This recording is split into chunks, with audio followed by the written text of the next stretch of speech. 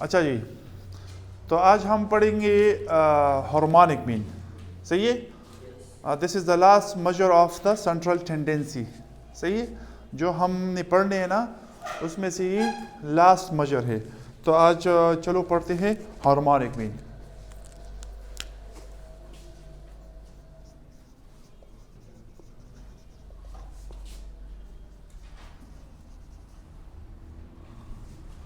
सही, harmonic mean for individual data पर सबसे पहले करेंगे। तो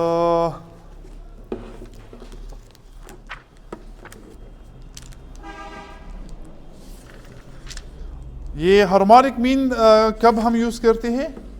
harmonic mean is use to average rates, सही, एंड रेशोस, स्पेशली रेट्स। अगर आप लोगों ने मतलब रेट्स वाले डेटा का एवरेज लेना है ना, तो इसके लिए प्रॉपर मेजर कौन सा है? प्रॉपर मेजर है हार्मोनिक मीन, न कि अरिथमेटिक मीन और न कि ज्योमेट्रिक मीन। सही है, तो यही इसका है यूज़। तो मैं ज़रा एक सादा सा एग्जांपल कर देता हूँ, तो फिर आपको समझ आ जाएगा कि हार्मोनिक मीन किस तरह कंप्यूट किया जा सकता है। सही है, तो मैं एक सादा सा एग्जांपल ले लेता हूँ, उसका फिर हम हार्मोनिक मीन फाइंड करेंगे। Suppose we have a variable x, सही है, जिसकी वैल्यूज है 10, 20, 30, 40 एंड 50। सही है, एक वेरिएबल है एक्स जिसकी वैल्यूज है 10, 20, 30, 40 and 50, and we have to compute the harmonic mean from this series. सही है, तो ये चूंकि इंडिविजुअल डेटा है ना, तो इंडिविजुअल केस में हार्मोनिक मीन की कंप्यूटेशन की फार्मूला क्या है? तो इसका फार्मूला है summation harmonic mean is equal to summation. ये दो किस्म की है, ये एक है reciprocal into summation 1 over x divided by ये होगा n। This is the formula of harmonic mean. सही है, और एक है जिसमें हम ये रेसिप्रोकल नहीं लिखते, लेकिन इस चीज को उल्टा लिखते हैं, n ऊपर लिख देते हैं न्यूमरेटर में और समेशन 1 और x नीचे लिख देते हैं डिनोमिनेटर में, तो भी काम करेगा। ये दोनों एक ही फार्मूला है, लेकिन अगर आप रेसिप्रोकल लिख देते हैं ना, तो फिर ये इस तरह अरिथमेटिक मीन की तरह x ऊपर, समेशन 1 और x ऊपर और n नीचे। और अगर आप ये रेसिप्रोकल लफ्ज़ नहीं लिखते, तो फिर ये नीचे n जो है ना ये हम ऊपर लिखेंगे और समेशन 1 और x जो है ना ये नीचे लिखेंगे। सही है, तो इसके लिए मैं क्या करता हूँ, मैं इस डेटा सेट को इस तरह लिख देता हूँ vertically. So this will be 10, 20, 30, 40 and 50। सही है, अभी जिस तरह मैंने आपको बता दिया है ना कि हमने फार्मूला पर ही फोकस करना है, हमने फार्मूला को रीड करना है कि फार्मूला में क्या है, कौन से स्टेप्स है। सही है, अगर हम ये जान गए कि इस फार्मूले में ये चीजें करनी है, तो फिर मसला कोई नहीं होगा। सही है, तो look at, we need what, 1 over x, this is x, but in the formula what do we need, we need 1 over x.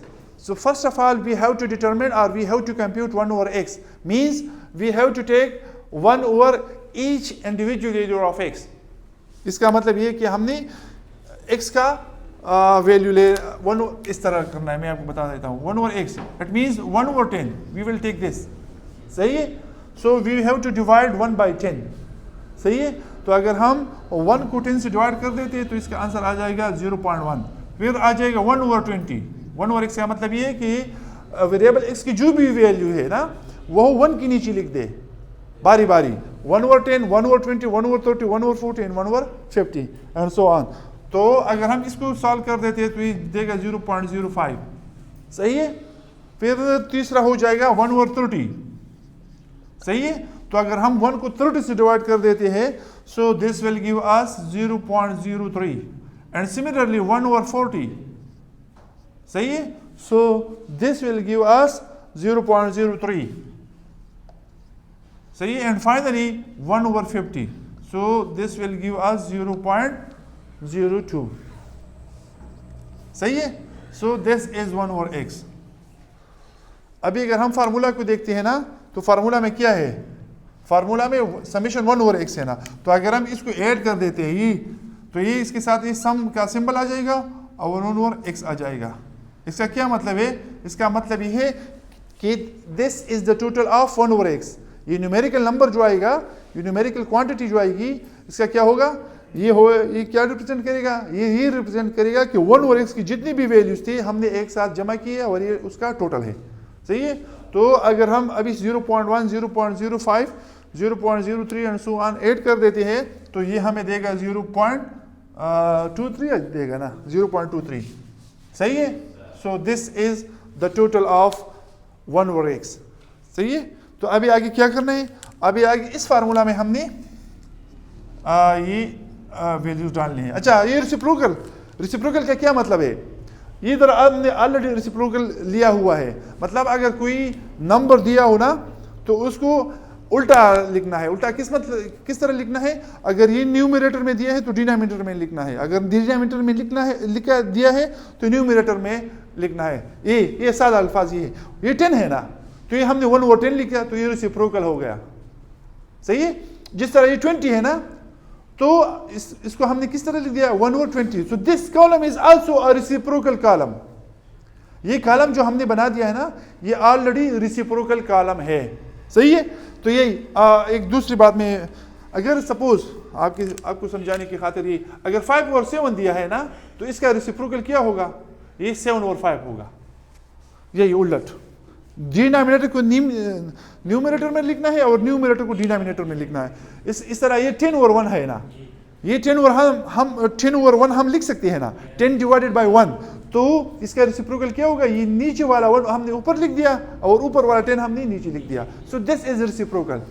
सही है? जो न्यूमरेटर में है वो डिनोमिनेटर में लिखना है और जो डिनोमिनेटर में है वो न्यूमरेटर में लिखना है। So this is the reciprocal. सही है? तो ऑलरेडी, अच्छा, अभी ये रेसिप्रोकल हम लिख देते हैं।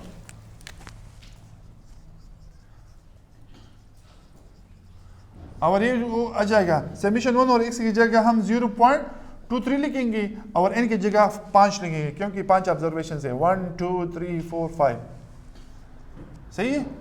हाँ, तो अभी अगर हम 0.23 को 5 से डिवाइड कर देते हैं ना,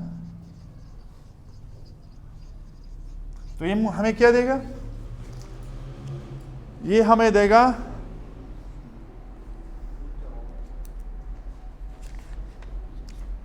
डिवाइड कर देते हैं, क्या देगा? डिवाइड कर लो प्लीज। 0.23 डिवाइड बाय 5,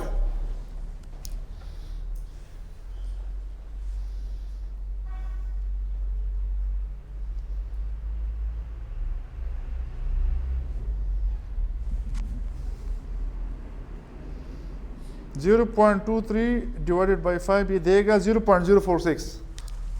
0.046 देगा बस, 0.046 ये आ गया। 0.046। सही है? अभी मैं आपको बता दें, अभी रेसिप्रोकल इस नंबर का रेसिप्रोकल लेना है। ये रेसिप्रोकल हमने क्यों लिखा है? इस नंबर का भी रेसिप्रोकल लेना है। तो सिंबॉलिकली या मैथमेटिकली रेसिप्रोकल इसका किस चीज़ का बराबर होगा, ये मैं आपको बताता हूँ, आपको अभी समझ आ जाएगा। इसका मतलब ये होगा कि अभी रेसिप्रोकल नहीं लिखना है, क्योंकि अभी आपने अप्लाई करना है। तो this will become 1 over 0.046। So this is reciprocal. ये हमने जो लिखा था ना कि, तो अभी रेसिप्रोकल खत्म हो गया। इस चीज को हमने 1 ओवर वो लिख दिया, 1 ओवर 0.046। सो ये रेसिप्रोकल खत्म हो गया। तो अभी अगर हम 1 डिवाइडेड बाय 0.046 कर देते हैं, so this will give us 21.73 और 21.74। सही है? 21 21.74. So this is the final answer. This is the harmonic mean of this data set. समझ आई बात? तो ये आ गया. अभी देख लो ना, ये 21 है ना, तो इधर सेंटर में है. सही है? 3 इससे ऊपर है और 2 इससे छोटे है. इतना एक्सट्रीम नहीं है. So this is the harmonic mean for this data set. समझ आई बात? Yes, sir. So this was what? This was harmonic mean for individual data. तो अभी इसके साथ मैं ये लिख देता हूँ harmonic mean for individual data या individual series. ठीक है? सही है? कोई इशू, कोई प्रॉब्लम? चलो सही है. तो फिर इसके बाद हम कर लेंगे डिस्क्रीट फ्रीक्वेंसी डिस्ट्रीब्यूशन. ठीक है? ओके.